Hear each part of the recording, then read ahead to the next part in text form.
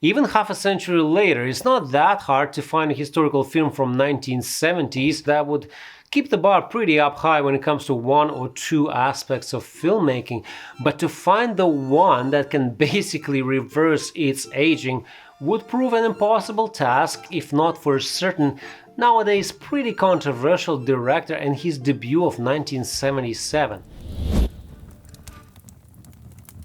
Ridley Scott's The Duelist has an undeniably solid historical background to begin with. It's based on a Polish British novelist Joseph Conrad's short story of 1908, which in turn most likely was inspired by, some say more than 20, some say more than 30 duels between two officers in Napoleon's army. These two fought their first duel in 1794, while in the film it got pushed to 1800 just to closely match it to the rise and fall of Napoleon. And this is one of the cases when historical shift actually works wonders, especially considering Ferrod's journey as a die-hard Bonapartist, and that's just the first stroke of genius. If we strictly stick to Mr. Scott's recognition in historical genre, of course he has Gladiator, yay, and he's director's cut of Kingdom of Heaven, but those two are already completely different beasts raised on a much higher budget and fancy technology, let's face it. And then what happens? He gets even more cash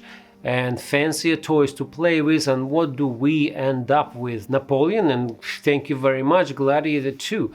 What I'm getting at is that The Duelist is a perfect example that more not always equals better. With a budget merely $1 million, it actually is a pinnacle of creative thinking. I'm maybe over-dramatizing, but who would have thought of painting the coach red on one side and black on the other, and then turning around 30 seconds later in the same scene just to get it passing by and getting two for the price of one? Simple? Sure, but genius, I'd say. Shot predominantly in France due to the less unionized filming process, it allowed Ridley Scott not only to direct but also physically get behind the camera. Also, there was absolutely no budget to build extra sets or any sets whatsoever, so the only reliance was on properly scouted locations, and the result is meticulously framed shots that breathe real 1800s into the picture and just do not age. Too much money can kill imagination, period.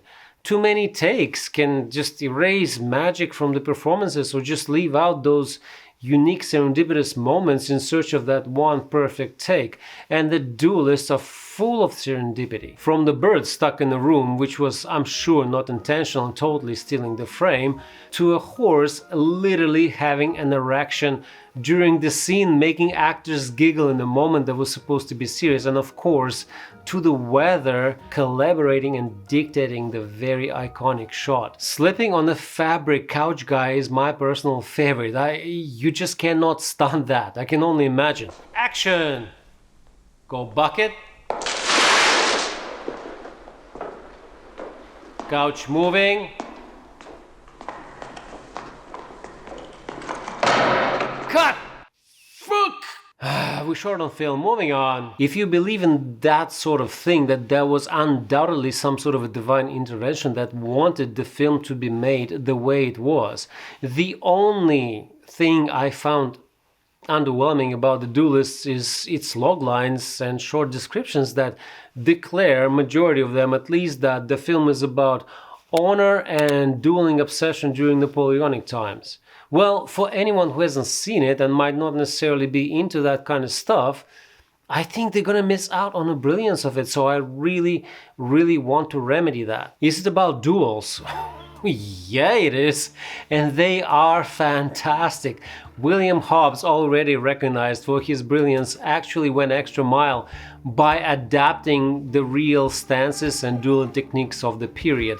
Harvey Keitel and Keith Carradine went extra mile by using real sabers during filming, and Ridley Scott went extra mile pushing them, of course, and utilizing progressive, quick camera movements, angles, and cuts. But here's the real deal. What brings it to the next level of storytelling, that each duel is different not only because of the weapon choices or the setting. Each duel is different because of D'Hubert and Ferraud's emotional state, which is in turn really varies on the events unfolding around them, so it never really gets repetitive. Fancy critics will say that the film is about morality, masculinity, and the concept of honor. Sure, the notion was still very much alive during those times, and in Napoleon's army, two officers of the same rank were allowed to resolve the dispute by dueling. Not only allowed, but it was kind of silently expected of them. But not at any given point. Our protagonist D'Hubert expresses that honor is the main driving force between him and Ferraud. If anything, a couple of times he tries to dodge the duel, but good luck losing Bloodhound that's on your trail. As an officer of the Hussars, is he obsessed with dueling? Well, maybe. It kind of comes with a gig and reputation, but again, it never directly comes out of his mouth. The real layer here is that he has something else to defend rather than his honor. What we see on screen is, hey, not a bad life. He has friends, family, lovers, skyrocketing career, and his pretty face and Hussar braids to defend, if nothing else. What we really love about him is a well-mannered, soft-spoken guy, not the duelist. I'm not fanatical enough to persevere in this absurdity. Fun fact, French Hussar braids called cadenets were not just a simple fashion statement. Weighted down by the lead pistol bows together with a tightly braided ponytail called queue, they were meant to absorb saber cuts either to the side of the face or to the back. Clearly, I would not do so well in a saber combat. I would have to maybe braid in some wooden dowel in it, which was also done sometimes, but please do not try that at home, okay? Now, what about Ferraud? He doesn't have such a fleshed out life as D'Hubert, and frankly, we learn quite little about him, but what Harvey Keitel brings to the role is absolutely perfect. He's feisty, irrational, and stubborn, sure, but he's never completely rude, more like impulsively calculative. So the question inevitably rises, why is he so obsessed by killing D'Hubert? It gets way past honor. To the Emperor. Good luck to him and good luck to those that love him. Napoleon made plenty of changes in French military, and one of them allowed commoners and peasants advance to the ranks, which was not the case prior, when officers were primarily drawn from nobility. And unlike D'Hubert, who is an aristocrat, Ferraud is a low-born Gascon. His real obsession is the need to prove to himself that he is worthy of his position, worthy of respect, worthy of not being looked down upon the entitled officers of noble birth, and D'Hubert is the living, poking reminder of his upbringing and inferiority in that way. That's what lies at the core of his resentment towards D'Hubert. From the philosophical standpoint, The Duelist for me is about playing with the cards that are dealt to you in life. It's about ageless dilemma of either making survival adjustments or sticking to your ideals. It's about fate.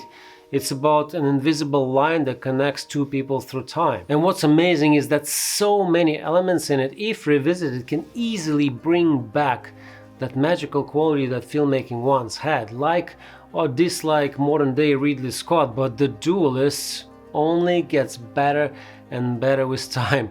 Thank you so much for watching. Until the next one.